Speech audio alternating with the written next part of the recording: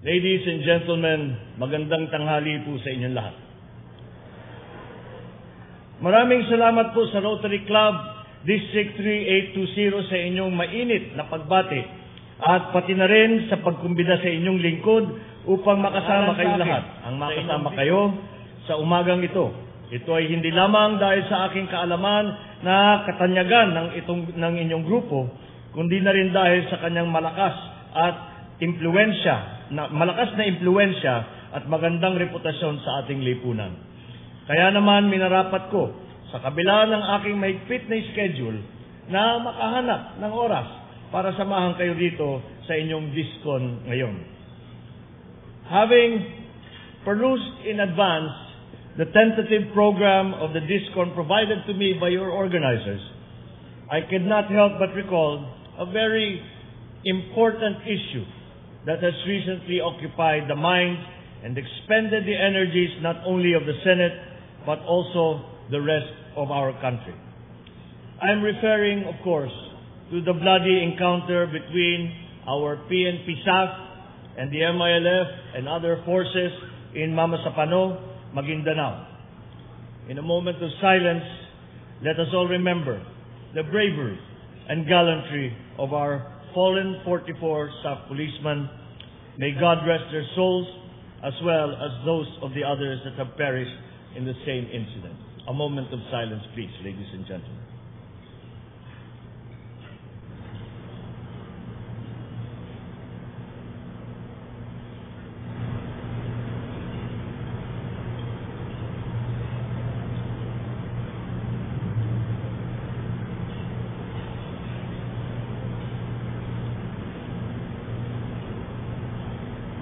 Thank you.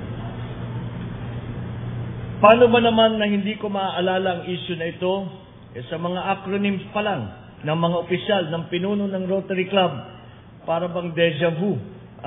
Deja vu agad ang aking naramdaman. Halimbawa, meron kayong DG, PDG, DDG, BCP, SD, at kung ano-ano pa na mga iba't ibang mga titulo. Dahil dito naalala ko tuloy ang mga sari-saring mga personalidad na nakausap at narinig namin sa mga hearing ng Senado, tulad ng DG, Director General, at ng DDG, Deputy Director General. At kung may SD kayo, meron din silang Suspended Director General. Sigurado na meron pa rin BCP, Bypass Chief of Police. At higit sa lahat, sorry na lang, PDG naging palpak na Director General. Kaya naman hindi ko mapigilang maisip at mapag-usapan itong aming naging pagdinig sa Senado tungkol dito sa nangyaring madugong engkwentro sa Mamasapano sa lalawigan ng Maguindanao. But levity aside, as you have been reading in your newspapers and have been hearing from the news, we have in the last 4 weeks been conducting all kinds of hearings and investigations and inquiries into what happened in Mamasapano on January 25. And as the information has trickled out, and I say that I use those words particularly because the information has trickled out. It has not been provided to us. It has been a difficult process in trying to find out the details, as they have not been forthcoming. We have had to conduct hearings. We have had to call all kinds of officials to try and get their view and to try and form a complete picture.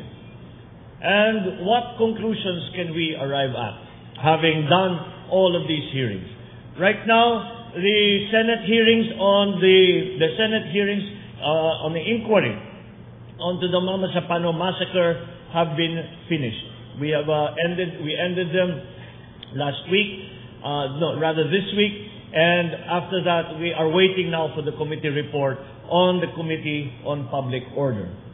However, there are already certain conclusions that we can arrive at.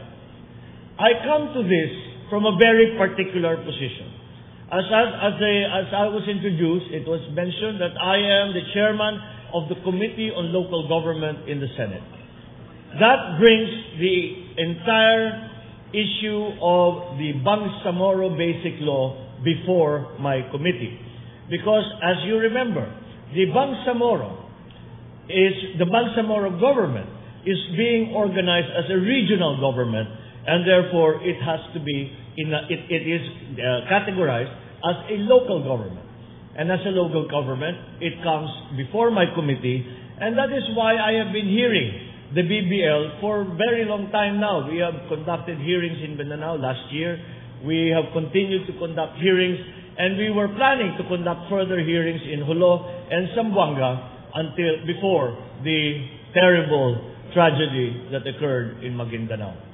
And so I had suspended all the hearings of the Senate and on the BBL whilst we conducted the inquiry on the massacre in Maguindanao.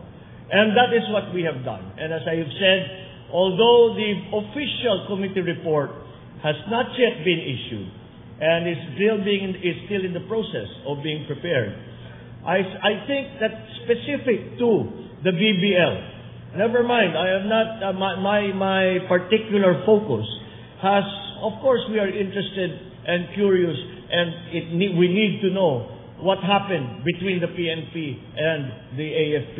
We need to know what happened with the MILS. But of course, in my view, I always keep in the back of my mind that we still have a draft Bangsamoro Basic Law that needs to be studied and, if necessary, rewritten, amended, so that the Bangsamoro Basic Law will be a good one and will be part of the peace process that will actually bring a true and lasting peace to Muslim Mindanao. So, what are the conclusions that we have come to? The conclusions that we have come to are, first of all, this has been a terrible tragedy that it would seem could have been avoidable. Now, it's not for us to point blame. It has never been my purpose in these hearings or in the conduct of even the BBL sir, to point blame or to somehow pick out an individual to be a scapegoat. What is my particular interest as a legislator is how we can use this terrible experience and learn the lessons from it so that this will never happen again. And that is why it is important that we study exactly what happened. Na kailangan malaman natin ang katotohanan ng sa ganun kung ano ba ang pagkukulang ng BBL, kung ano ba ang pagkukulang ng ating pamahalaan, kung ano ba ang pagkukulang ng magkabilang panig na nakikipag-usap sa atin sa proseso ng kapayapaan, ay kailangan natin malaman upang sa ganun makita natin kung ano ang kailangan natin gawin na maitiyak na hindi na mangyari ulit ang Masapano Massacre. Kaya ito ang aming layunin na sa pag-aaral at sa pagdinig sa mga pangyayari sa mga Masapano ay matutunan tayo at makikita natin kung ano ang pangangailangan, anong pagkukulang ng ating BBL pang sa ganun, pag naipasa na ito ay magiging isang matibay at makabuluhan na batas na magtataguyod ng isang proseso, isang pamahalaan na lokal sa Muslim Mindanao na magdadala ng kapayapaan. And what are the conclusions that we can arrive at? The conclusions we can arrive at is, first of all, there is blame enough for everybody, and there have been many mistakes on both sides of the picture. We have what has been focused on mostly in the hearings, and I'm sure that is what you have been seeing, especially since we were televised live during our hearings. And having sat in every single minute of those hearings, what are the conclusions that we can arrive at? Maliwanag na maliwanag, hindi nagkakulang ng koordinasyon ang PNP at ng AFP. Paano nangyari ito? Madalas naman mag-operasyon, mag-mission ang PNP at ang AFP na magkasabay. Sila ay nagte-training, nagte-training sila na magkasabay. At bakit ngayon nangyari ito na naging magulo ang kanilang koordinasyon at isa sa pinaka malungkot na nangyari sa aming pagdinig ay nakita natin ang ating mga uniform services, ang PNP at saka ang AFP na nagtuturoan, nagsisisihan. At hindi kasi dapat ganyan ang mangyari. Dapat naman sila, they are members of the uniform services and therefore they must be coordinated and they must work together. And this kind of finger pointing that went on during the hearings is certainly for somebody like me who considers themselves, I consider myself a great supporter of our uniformed services. It was a sad, sad sight, and I hope that it is only a temporary situation that will soon be remedied. So why do I say that there is blame enough to be spread to everyone? Well, what was focused on during the hearings was the lack of coordination between the SAF-PNP and the AFP. Dahil sinasabi nga na yung alam na ng lahat ang ibig sabihin ng TOT, time on target, na sinasabi na yun ang naging procedure na sinundan ng SAF. Hindi naman problema itong time on target. Yung time on target is a standard operating procedure. Nasa sa mga commander yan na mamimili kung ito ang ating susundan na procedure o ibahin natin anong klaseng coordination ang gagawin, etc. Ngayon, nagkagulo-gulo. Dahil kung nagkagulo-gulo ang coordination sa AFP at saka sa PNP dahil hindi nasundan ang chain of command. Bakit na sinasabi? Maliwanag na maliwanag. The General Alan Purisima was suspended by the Ombudsman dahil may kaso siya. So, suspendido siya. Anong ibig sabihin? Yung mga abogado sa inyo, paliwanag ninyo sa inyong mga kasamahan. Ang ibig sabihin ng suspended, you are suspended from performing your functions. Ibig sabihin, hindi ka papasok sa trabaho. Magbabakasyon ka bigla at aayusin mo na lang ang kaso mo para sagutin mo kung ano man ang mga aligasyon kontra sa'yo. And that is what a suspended officer official means. It is called preventive suspension specifically so that you are not able to use your position to somehow help your case, to somehow get in the way of the case that is being built against you. And also to give yourself time to prepare that you have a case before you. And that is what suspension means. So being involved in the operation, we now know it was called Oplan Exodus. Being involved with that was a clear violation of the suspension order that the Ombudsman had issued. Hindi talaga dapat hindi man siya pumapasok sa White House, sa Camp Crame. Dapat hindi man siya nakikipag-ugnay sa mga opisyal. Dapat naman hindi na siya kasama sa mga briefing. Ngunit sa hearing natin, maliwanag na nasama siya. And that is where the confusion was between the AFP and the PNP. Sa dami-dami ng ginagawang katwiran na sinasabi that the President did not know, the President did not have perfect information, that is understandable. A President does not involve himself in the tactical decisions that are being made on the ground. That belongs to the commander on the ground. In this case, General Napeñas. It is up to him to make the decisions as to what to do next, whatever happens. It was his decision as to what procedures to follow in the planning of Oplan Exodus.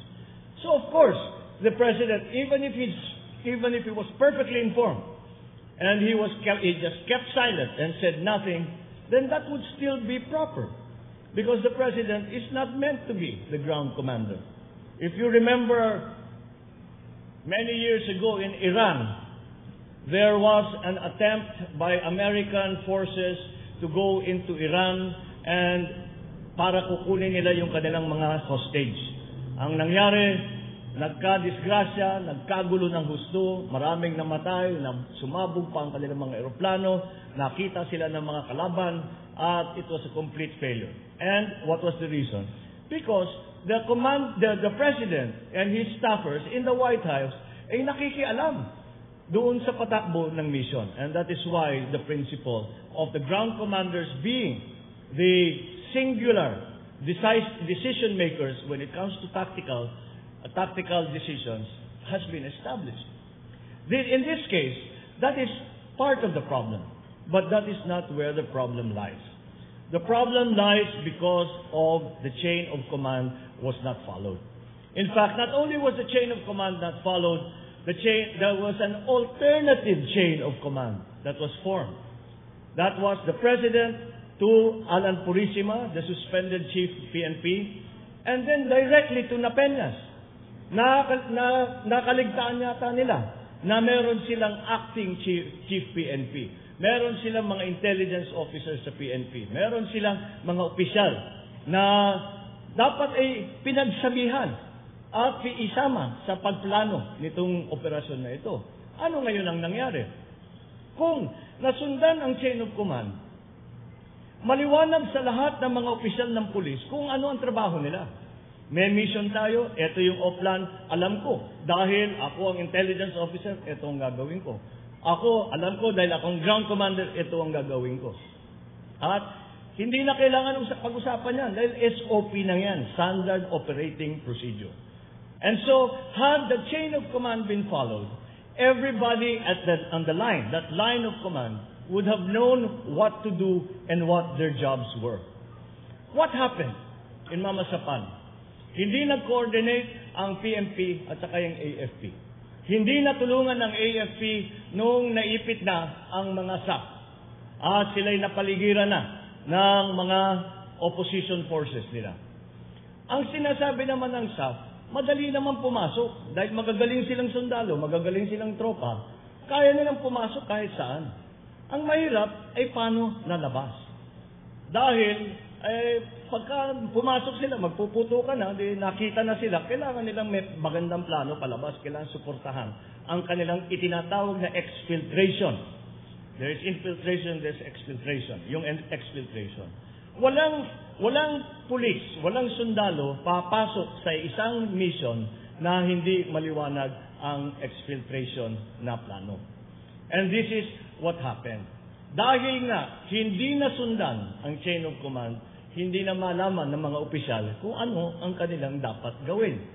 Sinabi pa nung meeting ni General Napeñas, Colonel Mendez, ni General Purisima at ng Pangulo, at sabi ni Alan Purisima sa kanyang mga tauhan, paglabas na sa meeting, huwag niyo munang sabihan yung dalawa. Tinutukoy na si General Espina at saka si SILG Marrojas. Ako na ang bahala kay General Katapang, the Chief of Staff ng AFP. Ngayon, ang pagkaintindi ngayon ni General Napeñas ay siya na ang bahalang mag-coordinate sa AFP. At ito'y tinanggap niya dahil iba nga ang patakbo ngayon, hindi yung usual na dati nating ginagawa. Kaya doon nagka-problema. Because of the break in the chain of command, because of the establishment of an informal and undefined new chain of command, that is where the miscoordination came out. And that is where the problem was na sinasabi hindi tumulong ng AFP. Yung AFP ginawa lahat ng kaya nilang gawin. Pero hindi nga maliwanag ang naging coordination. And that coordination is what cost the lives of 44 of our Special Action Force PNP members. That coordination came about because the chain of command that was not followed. And that is why there is still a glaring question that is left here. Why did the President allow such a chain of command to be such an informal and unknown and undefined chain of command to be followed? Why did we not go the usual route and go down and talk to the officers all the way down so that everyone who was involved knew what their jobs were? To this day, we have yet to hear the answer. We have yet to hear the explanation. It would be much easier for all of us if the President would stand up and speak out and tell the public, never mind legislators, hindi na bali kami mga senador at congressman. Kailangan niyang tumayo at ipaliwanag sa taong bayan kung paano nangyari ito. Bakit nila inisip na kailangan palitan ang sistema? Bakit ayaw nilang sundan ang sistema na naitaguyod na ilang taon na nakikita naman natin ay effective at ito ang ating mga ginagamit. And so the country still to this day waits for that explanation. The country to this day waits to know why this happened and to what were the reasons for that decision. And to this day, we still do not know. We try to find out the reasons from second-hand information, but the simplest way that and when I say we, I mean the country will know, is for the President to stand up and to tell us exactly what he knows. We still await that statement from the President. So that is on the side of the PNP and the AFP. On the side now of the MILF, to include also the BIFF and the so-called private armed groups na nasama doon sa pagpatay sa ating mga pulis, ay merong ang lumabas sa aming hearing ay mga alas 5:30 pa lang ng Sunday, that is the 25th of January. 4:30 nagpuputo ka na eh. May pumasok na, palabas na yung SAF. Mga 4:30 nagpuputo ka na, nagbabaniobra na sila. Pero hindi pa yung nangyari na corner na talagang basta pinagpapapatay na lang yung ating mga pulis. Hindi pa yun, wala pa tayo doon. Pero 5:30 pa lang, tumatawag na ang ating mga, yung tinatawag na ADJAG. The ADJAG is the Ad Hoc Joint Action Group. There are two sides to that. Merong MILF side, meron Republic of the Philippines side. GRP ang tawag, Government of the Republic of the Philippines. Ang GRP ng ADJAG ay tumatawag na sa kanyang counterpart, 5:30 ng umaga pa lang. Ngayon, ang actual ceasefire nangyari alas 4 ng hapon ng Sunday. Kaya, that is close to 11 hours. 11 hours between the time that the government of the Philippines tried to contact the MILF to institute a ceasefire until 4 o'clock when the ceasefire actually happened. Yun ang naging malaking problema. In that close to 11 hours, 44. No, let me include the MILF who were killed. Let me include the civilians. More than 60 people died in that 11 hours. We should not allow those any situation like this to last for 11 hours. Because in 11 hours, the entire situation was finished. In fact, sinasabi na kahit may putukan pa after 4 o'clock, nung nagpapatok yung army ng kanilang artillery, tapos na, nag-aalisan na lahat, pati sa government side, pati sa MILF, BIFF, at saka sa ibang armed group na side. Kaya ito ang aming sinusuri at ito yung aming pinag-aaralan na mabuti. Dahil kailangan na patibayin natin ang sistema sa pag-coordinate between the government of the Philippines at saka ng MILF at saka ng kahit ng isino pang grupo na sinabihan na kailangan may paliwanag operation ito ng pulis. Ngayon, ang isa pang tanong na lumabas ay yung prosesong yan, yung mekanismong yan ng ceasefire, by 11:30 in the morning of Sunday, 25 January, by 11:30 in the morning, nakausap na nila yung kanilang what they call a joint, but it is part of the international monitoring team. Nakapunta na sila at nakausap na nila yung commander ng MILF doon sa base ng 105th na tinatawag doon sa base at nasabi na nila ang pinuputukan ninyo, ang kinakalaban ninyo, ang mga binabaril ninyo ay pulis yan, gobyerno yan, ceasefire na. As a matter of fact, by 12:30, 1 o'clock, pinaatras na ang puwersa natin. And many of the troops, especially the AFP, had already withdrawn. The SAF were still in place. Ngunit, kahit hindi na sila lumalaban, pinapuputokan pa rin sila ng kalaban. How did that happen? And these are the glaring questions that are left on that side. We have, as I said, there's blame, and there's enough blame. There are enough mistakes for everybody. And that is that we talked about the government side. Now I'm talking about the MILF side. How is it that it took 5 hours after informing the MILF commander that ang kaharap nila at ang nakikipagsabakan sila sa puwersa ng gobyerno, why did it take 5 hours? By 1 o'clock, 2 o'clock, lahat ng 44 ay patay na. So, this is one thing that we have to study very well. As a matter of fact, ang aking binabalak, dahil noong hearing doon sa public order, nabibigyan lang kami mga senador, nabigyan lang kami ng tig-5 minuto.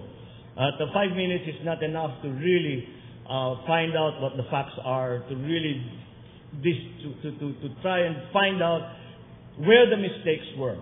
Now, even because in my mind, iniisip ko, kahit may magkamali, kahit may nakaligtaang gawin, may hindi nasabi o hindi nakakontak sa cellphone, dapat hindi maging dahilan yan para magkaroon ng massacre.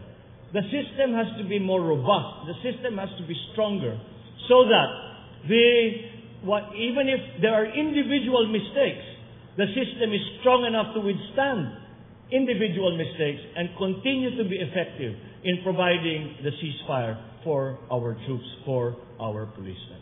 And that is where we are now. And that's why I am planning to conduct hearings specifically on that.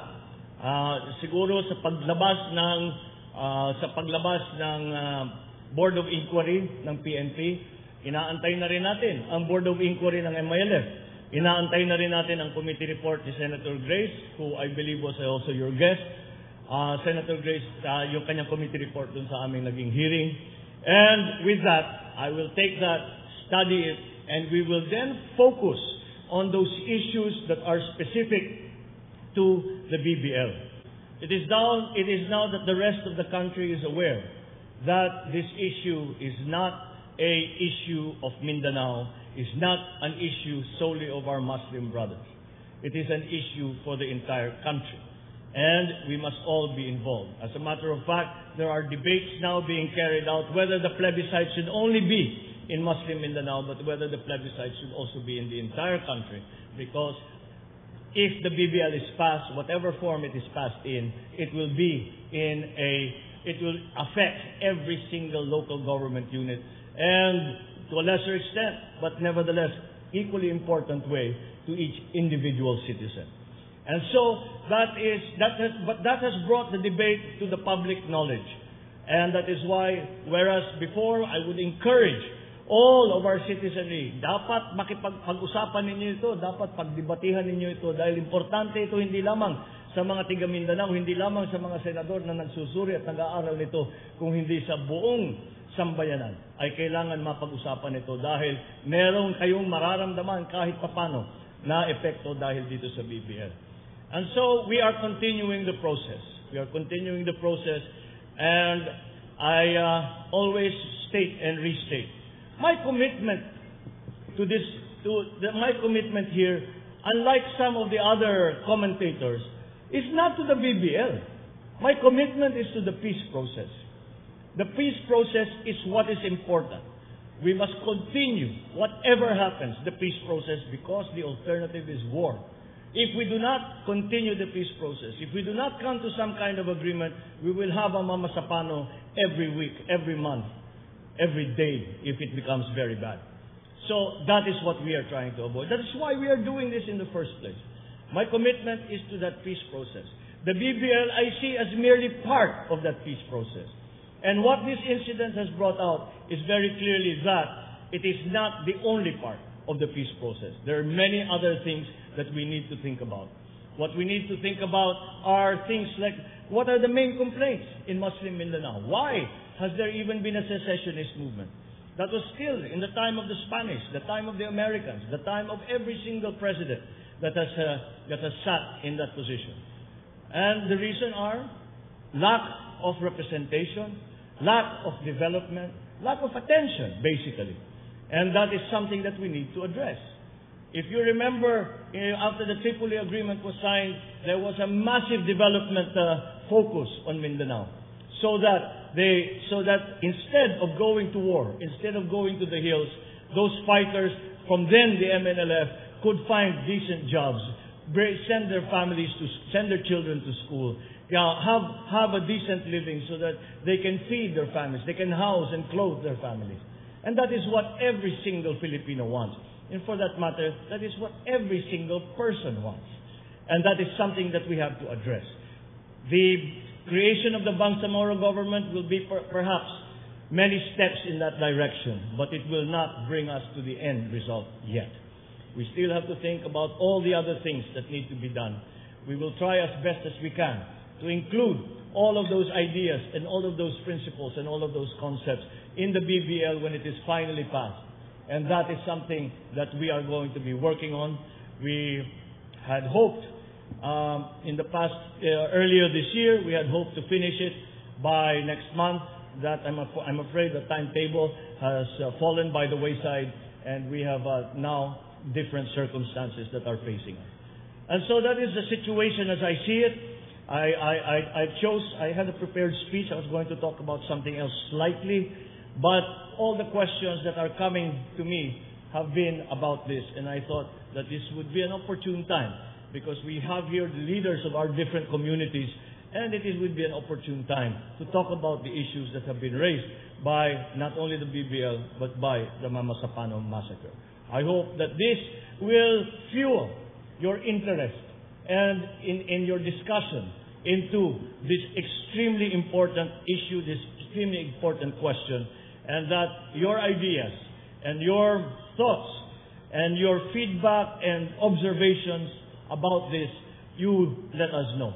Because it is important that we know what the people want. Because it is at this point that we need to regain the people's trust, not only in the individuals that were concerned, but also in the entire peace process. Because as I have said, we are committed to that peace process. We are committed to peace in Mindanao, and we will not rest until that has been achieved. Thank you, and good afternoon.